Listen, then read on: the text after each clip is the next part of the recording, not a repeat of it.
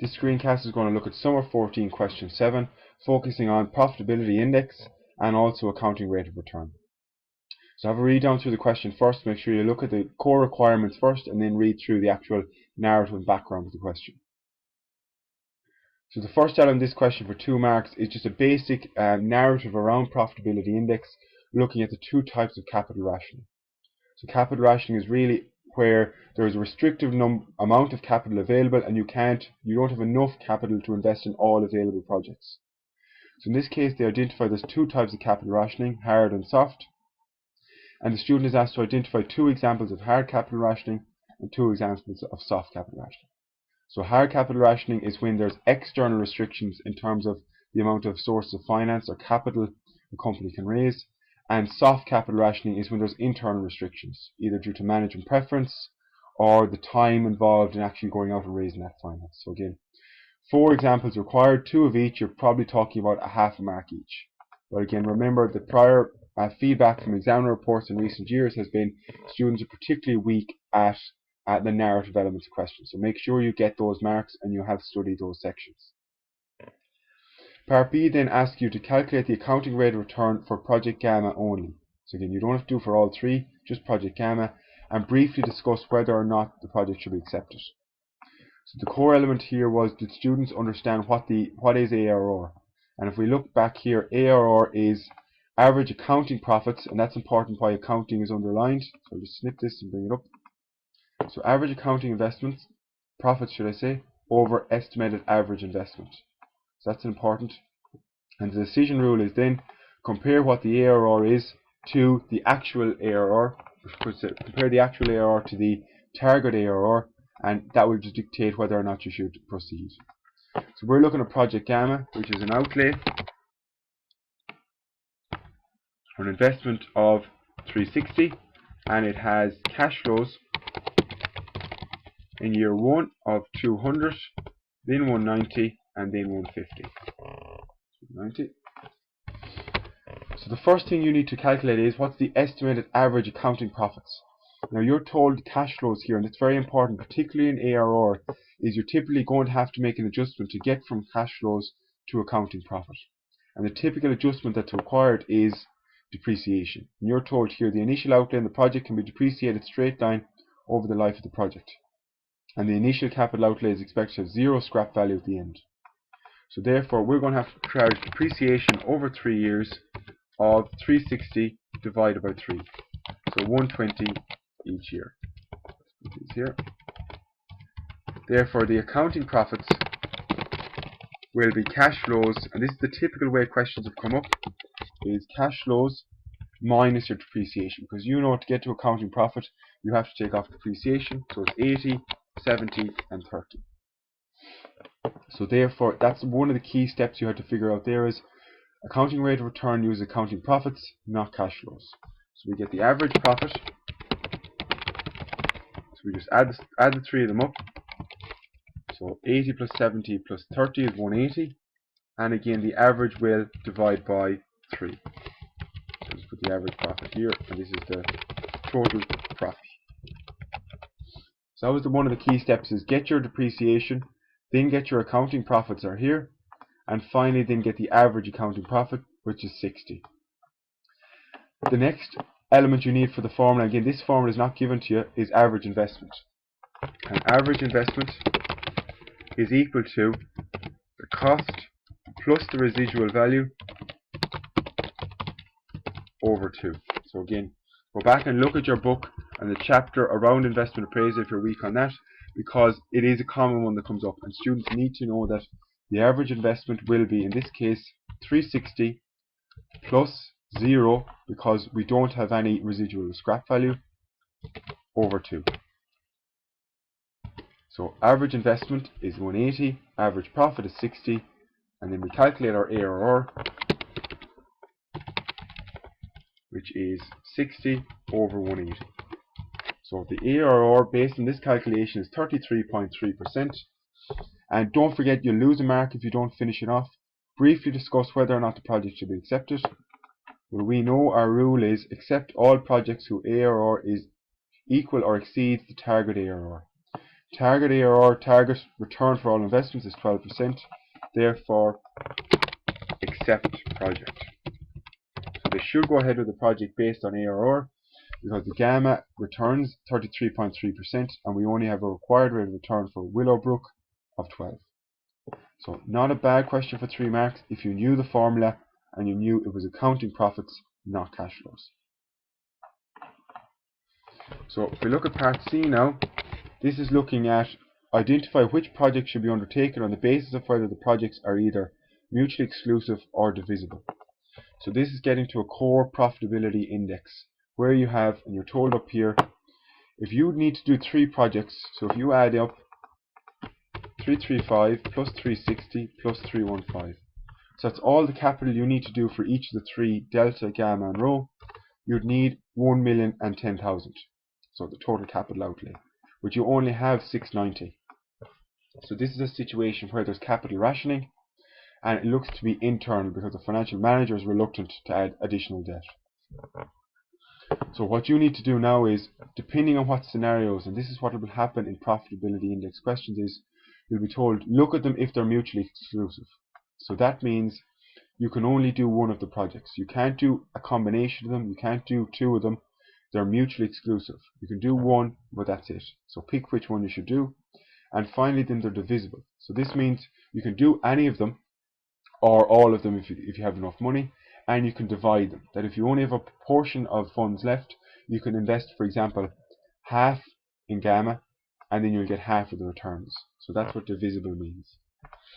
So the first step, typically always in capital rationing profitability index questions, is to actually calculate the profitability index.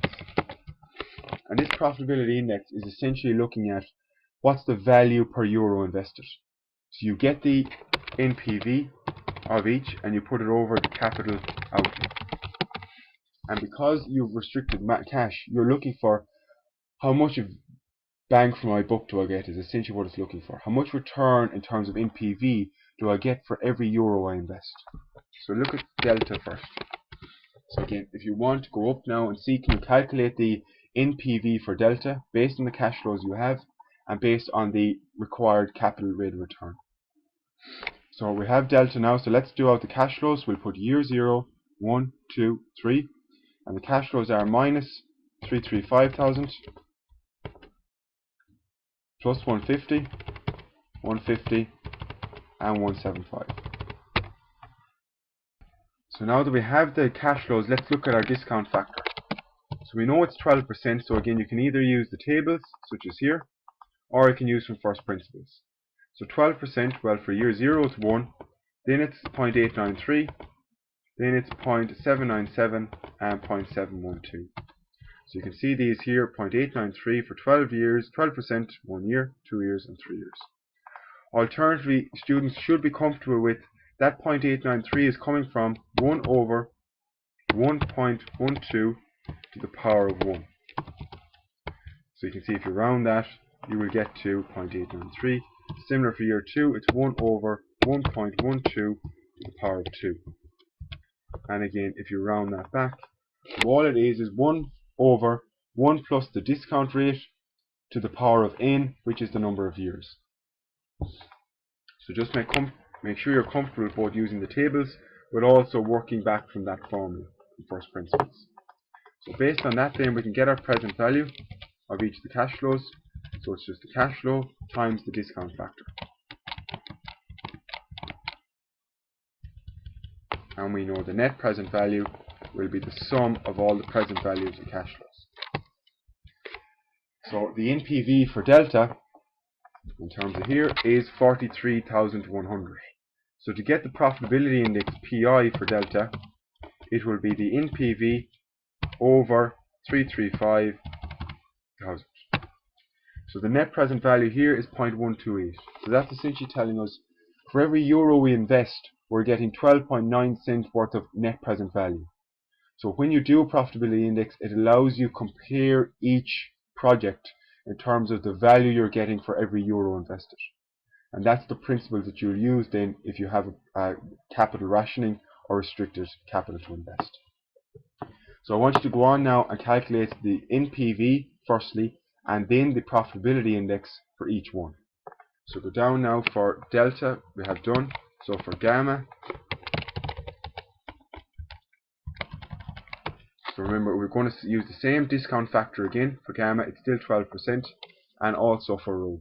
So you take the time now, go back and see can you do that, and then we'll walk our way through it. Right, so put the cash flows up here, put the cash flows for rho, and then you're going to have the same discount factor because it's still 12%. So the cash flows for gamma are 360, they are 200,000, they are 190, and they are 150. So taking the same approach again, so 360,000, that should be 200, minus 360 initially, then 200, then 190, and then 150. And you then take discount factor of 1, 0.893, 0.797, and 0.712. And working back, that should get you to a NPV of 76830 if you sum them up. And again, just make sure we don't have the right one here. So the profitability index here is not over 335, it's over 360, because that is what the initial capital outlay is for gamma. So for every euro you invest in gamma, you're going to get 21.3 cents back in terms of net present value. So in terms of value for money, it's more attractive than delta, and that's how you compare and contrast them. So the final one then is looking at rho. So same approach again. You now look at, well, what are the cash flows? It's minus 315, plus 80, plus 150, and finally then plus 300. So different set of cash flows, but same approach. Get the cash flows, get the relevant discount factor, which again is 12%. You get your present value, and then you sum them up. This should be 300. And that will give you a net present value of 85,590.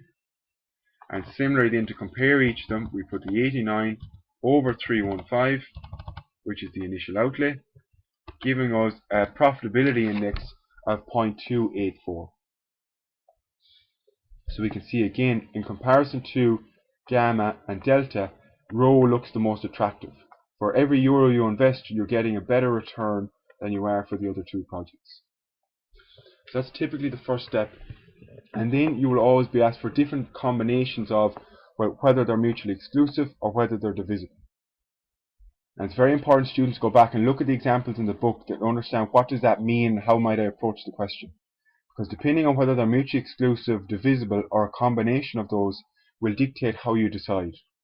So if they're mutually exclusive, you can think about this, you can only invest in one.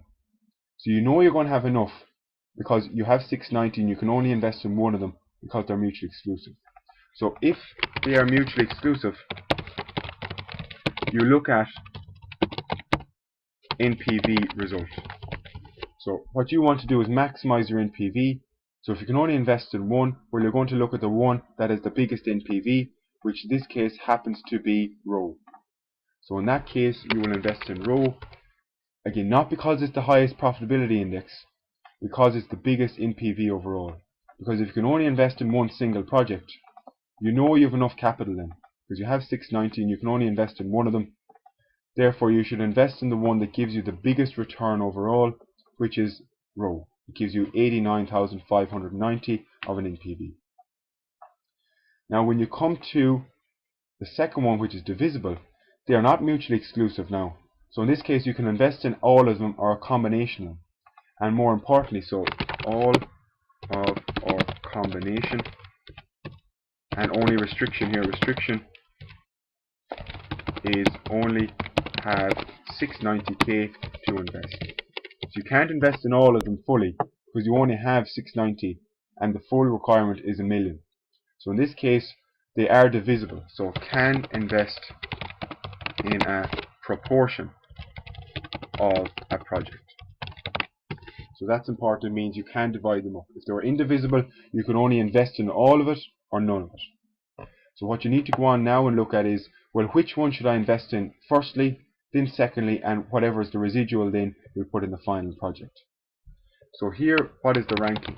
So the rank is here, your row is number 1, then you have gamma number 2, and then you have delta number 3. So you're ranking them based on PI.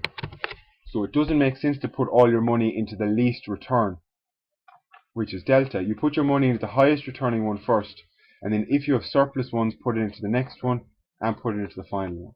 So you're going to prioritize where your cash flows go. So firstly, row we're going to invest in fully, and that's going to cost us 315,000. So if we have 690,000 available, now we're going to have, after we invest in row, we're going to have a residual left of 375. So after investing our initial 315, we have 375 left. So we have enough to invest in gamma. So we can invest fully in gamma. So what we put in here actually is 100%. So we have 100% of the row project. Gamma, we have 100% of that project, which again, if you cumulatively add them up, we're now only left with 15,000. So if we were told it was indivisible, we'd have to go a different way, but because it's divisible, we can now invest in row, apologies, delta should I say, of 15,000. And that means we're investing 15 over 335, or about 4.4% of the project. And that again, we're left with nil then. We've used up our full total investment of 690, and because we invested them in order of how much return they're going to give, that combination is going to give us the biggest NPV. So if you look at now, what's the NPV from those projects? So the NPV from the first one is 43,100, the NPV from gamma is 7683, and the NPV from row is 89599. So if you look at them, what the total NPV is, and we use the percentage invested in the project, so for example it's going to be 100, 104.5, we can see that, well, that's how much NPV we're going to get for our 690. So you bring them down, we're going to get a total NPV of 123,941. So the point is, by using the profitability index, no matter what other combination you go about, that's the maximum NPV you're going to get. So by prioritizing which one gives you the most profitability index and using that as a rank first, and investing as much of your money in that until you have surplus money, that will be the biggest NPV.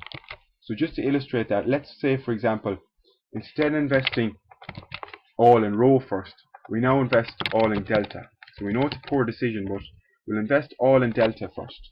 Now this is not required in the question, but it's just to illustrate.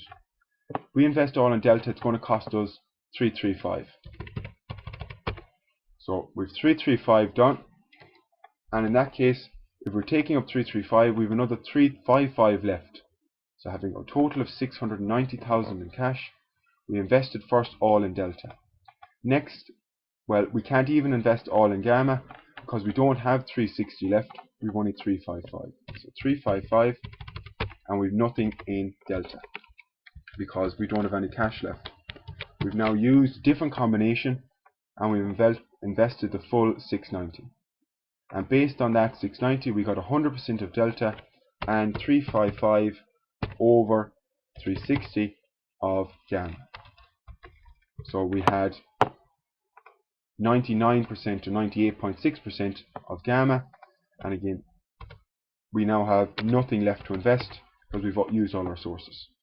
So based on that different combination, let's see what NPV we get, because assuming it shouldn't be bigger than the one up here, so we first started with delta, then gamma, and then rho. So the total NPV for each of them doesn't change. So we'll make sure, if you're not following this, go back and pause it, work through the steps. What we're trying to show is this is the best and the most valuable approach if the projects are divisible. Go with rho first, then gamma, whatever's left go with delta. You will never do better than 1, 2, 3 for any combination. So here then we say, well, let's just prove that by trying a different combination, starting with delta, moving on to gamma. And again, unfortunately, we don't have any cash left for delta, or this should be rho, apologies. We don't have any cash left for rho, therefore we can't invest in rho. So based on investing 100% in delta and 98.6% in gamma, what will we get back?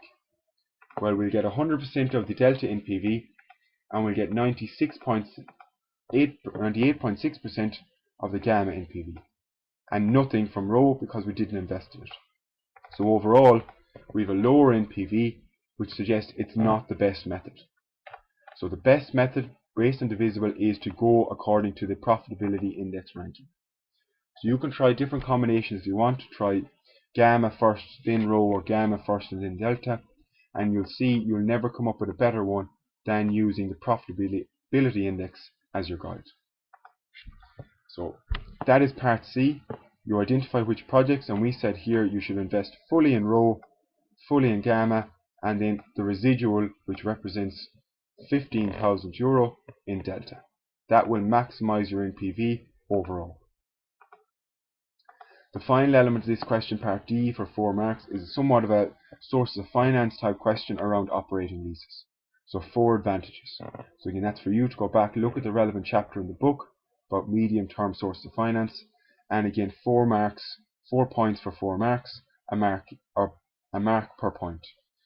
But again, students are very weak at the narrative elements. They can do some of the calculations, but this is the type of question where they're letting themselves down. So we could go back and revise that and have a look at the suggested solution. That question was Summer 14 question 7, looking at accounting rate of return and capital rationing and profitability index calculations.